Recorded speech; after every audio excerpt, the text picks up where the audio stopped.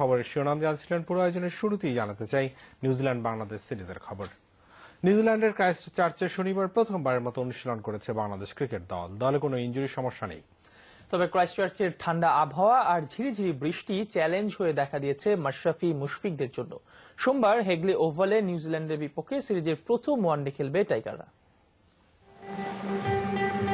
বাংলাদেশের ক্রিকেটের প্রাণ যেন এদেশের সমর্থকরা। দেশ আর দেশের বাইরে টাইগার ভক্তদের আকুণ্ঠ সমর্থন মাঠের বাইরে পার্থক্য গড়ে দেয়। ব্যতিক্রম নয় নিউজিল্যান্ডও। কিউই পাখির দেশে পৌঁছানোর পর থেকেই মাশরাফিরা পাশে পাচ্ছেন ভক্তদের। ক্রাইস্টচার্চের হেগলি ওভাল, যেখান থেকে শুরু হবে বাংলাদেশের নিউজিল্যান্ডের মাঠের লড়াই। প্রথম অনুশীলনের আগেও প্রবাসী বাংলাদেশিদের ভালোবাসায় আরও একবার সিক্ত হলো পুরো দল। এরপর ব্যাটে বলে অনুশীলন শুরু সাকিব তামিমদের। আগের দিন শহরে পৌঁছেই টিম মিটিংয়ে রণকৌশল ঠিক করে ফেলেছিলেন হাদুরু সিং। পরিকল্পনায় শুরু থেকেই ছিল কন্ডিশন। তবে ক্রাইস্টচার্চ যেন স্বাগত জানালো নিউজিল্যান্ডের সত্যিকারের আবহাওয়া নিয়ে।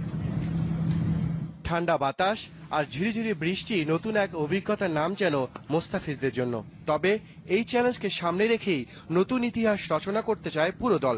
কেননা এর আগে কখনোই যে আন্তর্জাতিক ম্যাচ জেতা হয়নি নিউজিল্যান্ডের মাটিতে। ক্রাইস্টচার্চের এই মাঠ অবশ্য একদমই অচেনা টাইগারদের জন্য। 2010 সালে 3 ম্যাচ সিরিজের শেষ ওয়ানডেটি এখানে হয়েছিল ঠিকই, তবে তা শহরের আরেক মাঠ ল্যাঙ্কাস্টার পার্কে।